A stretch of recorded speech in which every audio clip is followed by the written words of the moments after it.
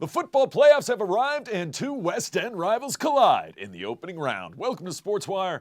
I'm Will Catterley. It's not often that Freeman and Godwin play each other twice in one season on the gridiron, but that's exactly what we got Friday night.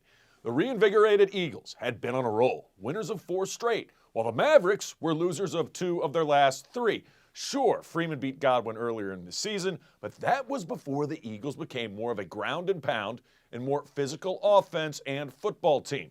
Regardless, anything can happen when these two teams meet, especially for a second time. And one thing that's bound to happen when Godwin and Freeman take the football field, the fans are going to pack the house. Camo night for the Freeman faithful, and there was no hiding what they were doing. You know, they were out due to injury. They're starting quarterback and starting running back, but the backups who play a lot in the games anyway were shining. First quarter action, take a look. It's Kevin China all the way to pay dirt. Touchdown Freeman, and the Mavs would take an early 7-0 lead. A lot of ground and pound there, some short passes mixed in. Either way, fortuitous for Freeman, up 7-0, 5:48 to go in the first. Godwin, as I said, more of a running team now. A lot because of Logan Rhodes' less travel. Yeah, good for a first down, playing really well at the quarterback position, and then a little RPO. Hands it off to his running back. Good for a first down. Number 21 in the action, Jackson Eakes. 7-0 after the first. Still same drive, second quarter. Freeman's defense buckled but did not fold. Held Godwin to this. Field goal would be up and good. 7-3, 11:55 to go in the second. It would not stay that way for long, though. Quarterback number 7, Jaden Reese, finds the wrong jersey. It's Samuel Jared. And Jared takes it all the way to the house. It's a pick 6. Samuel sees the end zone. Touchdown. Godwin Eagles. Fly, Eagles, fly. Big time takeaway. Leads to big time points. 10-7 with 10:54 to go in the second. How would the Mavs respond? Godwin been playing really good run defense as of late. But this offensive line for Freeman has been better than they've seen in the last few weeks. Number 21, it's Kevin China again. He had a big night. Look at big old 53 leading the way. China doing the rest. China breaking tackles down to the 5-yard line. First and goal, Freeman. It would lead to this. Mavs trying to punch it in and regain the lead. Kevin China goes left side, finds the end zone. Touchdown, Mavs. And back and forth we go in this West End rivalry.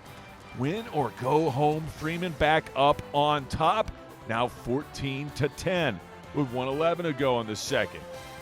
Godwin looking for something before the end of the half. And the Freeman defense comes up with an interception of their own. Number 45, Cooper Spidell. His spidey senses tingling. Right place, right time, gets the pick. Led to this. Mavs going deep. Got a man. Touchdown. Jaden Reese to Jake Lohman. And Lohman wide open in the end zone. Huge touchdown before the end of the half. 21-10. We skipped the third because nothing happened. Going to the fourth quarter now. More defense. Secondary played great, and they tackled well in the open field. Cole Chiswick on the breakup. Watch the tackle here. Little wide receiver screen. Not getting away from 2 Mavericks on the play. Number 45, Cooper Spidell again. Played great defensively for Freeman. Godwin down 2 scores. Got to throw the football a lot more, right? Well, Freeman was there to break up passes. That one on a 4th down. And then late in the ball game, they're going to cinch it with this. Number 17, Ty Bowman. Great kicker. Great kickoff specialist as well. He puts the nail in the coffin, and the Mavs win it. They move on, 24-10. There was little question about who the Mavericks would have to play in the second round if they were to beat Godwin. The answer would most definitely be number 1, Highland Springs. The Springers hadn't even been challenged since week 1, but the game still has to be played as the Springers look to exert their dominance once again against Prince George. Highland Springs undefeated in the number 1 seed, taking on the number 8 seed Prince George Royals. and this game went pretty much the way you thought it would. Defense, I don't know what Prince George is doing here. It's 4th down, they go for it. Why not? I don't blame that. But quarterback sneak on a 4th and 9, not going to work. This will, though. First offensive play from scrimmage. Aziz, Foster, Powell. Touchdown, Highland Springs. Easy squeezy. You know the rest. Lemon peasy. Springers up 7-0. Second offensive play of the night. Boom. Get out of my way, says Powell. He's got power. He's got speed. He's a big back. He's got it all. He's also got a long touchdown run. His second of the night on his second carry of the night. He averaged over 33 yards per carry, and he only had 3 carries on the game. Over 100 yards rushing. 14-0, defense getting involved. Number 45, Christopher Taylor and company on the stop. And quarterback trying to run with it. A gaggle, a host of Springers. And oh, look what I got. Number 90, Miles Green takes it the distance for a touchdown, but a penalty called on Highland Springs. The touchdown wouldn't count. Later, Springers get the ball back, now on offense. Firing on the run, Christian Martin, how good is he? To Takai Heath for the touchdown pass. Springers extend their lead. By the way, Offensive Player of the Year, Christian Martin for Region 5C. Defense doing their work, and then second quarter, I don't know if that's a wing tee, split tee. Prince George trying to make it a shorter game, but down 3 scores at that point. Number 6 making a nice stop. Jamin Lewis, Martin, dagger. Firing, finding his man, Javon Robinson. Good for a first down. It would lead to this. Right up the gut. Springer offensive line. A mismatch against the Prince George defensive front. And Elijah Williams takes full advantage. He finds the end zone. Touchdown, Springers. Springers had more chances to score a lot more points. Check out this run. Noah Jenkins. All the way to pay dirt. Touchdown, Springers. Guess what? Flag negated that touchdown. Lauren Johnson, none too pleased at the half. Even though Springers up 28-0, he knew they left a lot of points on the scoreboard, something Highland Springs does not want to do later in the postseason. Opening kickoff third quarter. Check out this return. This is Aleem Foster Powell. Little skinnier, little taller than his bro. Nice return. Set it up for this. This is Javon Robinson. Takes a licking but keeps on ticking. Inside the Royals' 20-yard line. And it would set it up for, why not feed the beast again? Javon Robinson finds the end zone. He scores a touchdown. Springers up 35-0 at this point. They weren't finished. Still second half. Highlights here in the third. Run up the middle. Nobody can tackle him. Noah Jenkins to the house. Springers take this one easily. Things to clean up. Coach Johnson says, yeah, but dominant nonetheless. Highland Springs moves on. 49-0 is your final.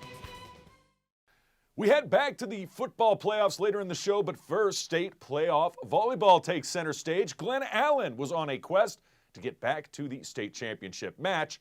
To do that, they'd have to hold serve against Norview and their greatest rival, Deep Run. Highlights are straight ahead. Morning, Gary. We are GetSchooled.com. You want a college education, don't you? You know you do. Yeah, but I don't know where to start. That's why we're here. We're free, handsome, I think we're breathtaking.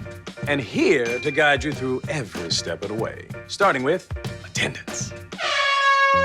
Gary, financial aid forms. Biology homework, G. I got this. Is that brand?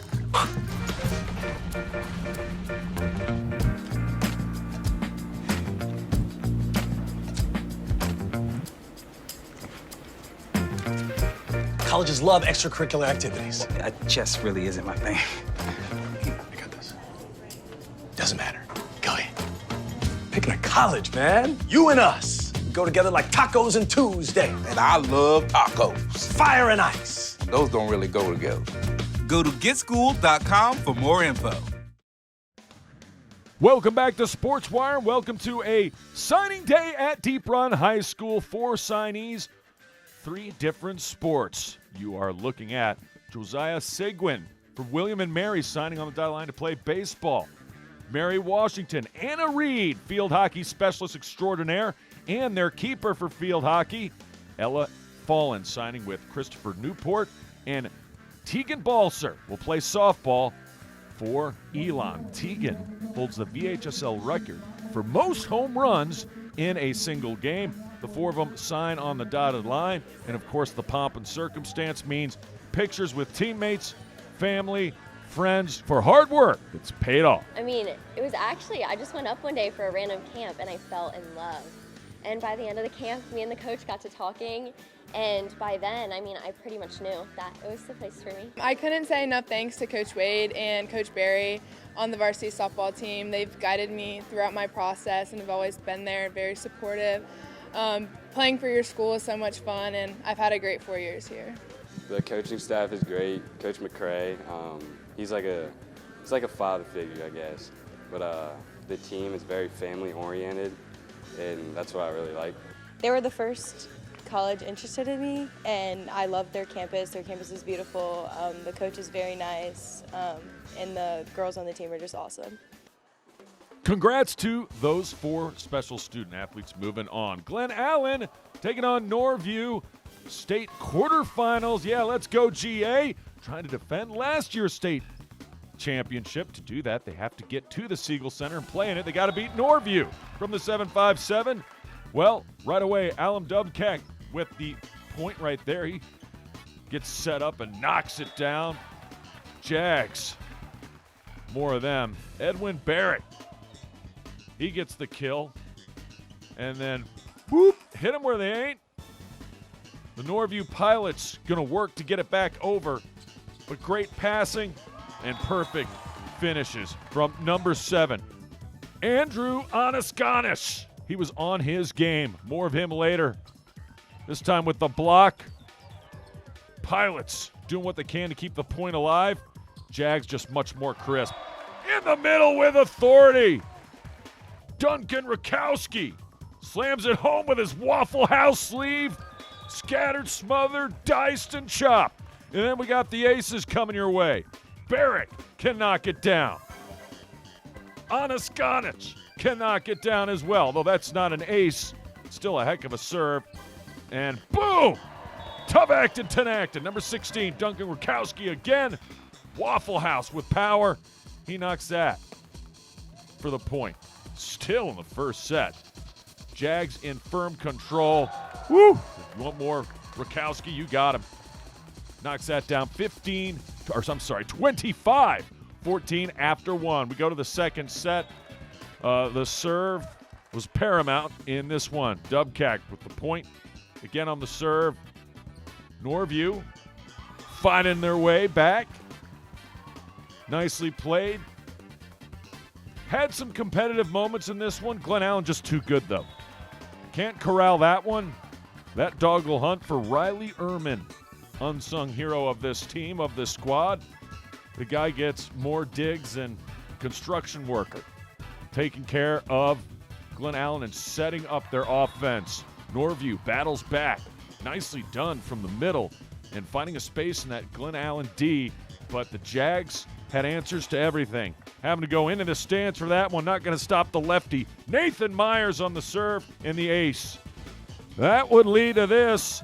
Aces. Everything coming up aces for the Jags. Jacob Anaskanis gets the point, and then boom! Knocking it down his brother Andrew with the point, and the Anaskanises have a 25-8 and 2-0 lead. Trying to win it in a sweep in 3. The redheaded lefty getting it going. Nathan Myers. More Myers. This time, Pilots can't corral that one either. Advantage, Jaguars. Still not finished. Watch this.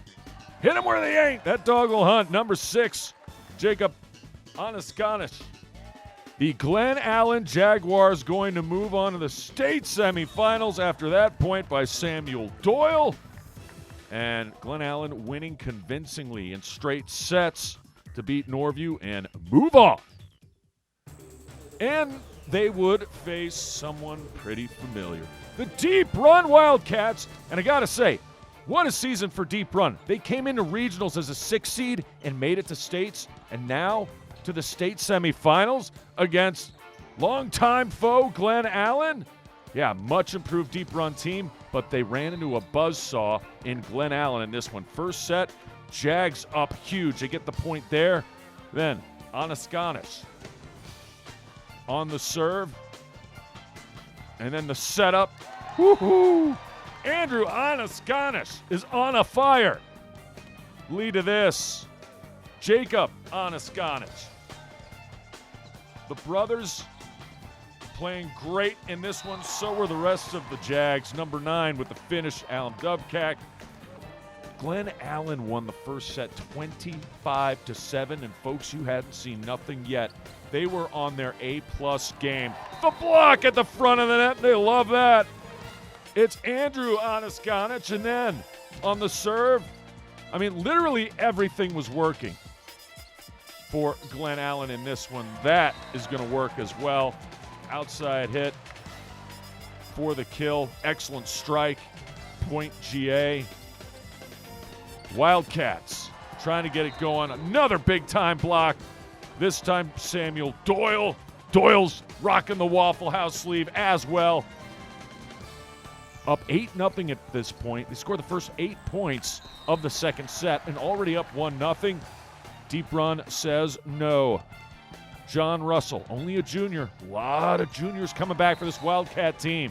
Next year, they'll be a formidable foe once again. But Riley Ehrman gets that one to go, and then a beautiful serve. Excellent dig, but no one else can get there, and loving it. Let's go, says Andrew. Anaskanis back to serve again. He's on fire. Andrew and the Jags won't be denied. That dog will hunt as well. He finds an opening in the D, and he was in the zone. Jags, again, they're a great passing team, a great serving team, a great defensive team. They have a lot of power. They play good team volleyball. They are a tough out. And then they got the swag Waffle House sleeves to boot with Duncan Rakowski. And they have so many guys who can serve. Check this out. How are you going to stop that by by Barrick? 25-3. You don't beat Deep Run 25-3 in any set. I don't know how that's possible. They were 3 points away from having a shutout. Third set. It's not getting much better for the Wildcats. It's just not their night. Glen Allen absolutely en fuego in this one. They were not missing in any stretch. They were perfect in everything. Hard to beat a really talented team when they play like this. And Dubkak was just racking up point after point after point after point. You got to get to 25 to win a set. Deep Run didn't get 25 points in the entire match. If at first you don't succeed, number 8 will knock it down. Barrick gets it done. And Glen Allen climbs their way back to the top, to the Siegel Center, where they will play for a state championship. 3-0 is your fun. It's back to the gridiron when we come back. Varina looks to vanquish Matoaca in the Class 4 playoffs, while Hermitage goes on the road at LC Bird. That and more next. Todd's a great guy. I mean, look at him. What a sweetheart. Attaboy. Wait, Todd, what are you doing? How totally selfish and un-Todd-like of you. Come on, Todd. Come on, man. Welcome back to Sports Wire, Class 4 Region Playoffs. Varina first round, the number 3 seed hosting the Matoaca Warriors. And Varina, when you come off regular season finale against Highland Springs and you get whooped a bit, you want to lay the whoop to the other team, and they did just that early and often. Tamon, what can Brown do for you? He can score touchdowns. Long touchdown run gives Varina the early 7-0 advantage. Blue Devils didn't have a lot of long drives. They had a lot of big plays. Matoaca, meanwhile, trying to get things going on the ground. Fumble! Varina.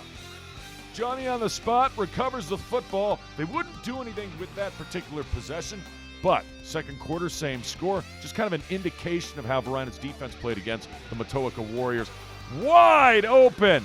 Miles Derricott finds the keys to the offense. And Kavion Keys, North Carolina commit, takes it all the way to pay dirt. Touchdown, Varina. Blue Devils up 14-0. Still second quarter. Derricott taking over the game now as he can. He's going to run. He's going to scramble. Late second quarter.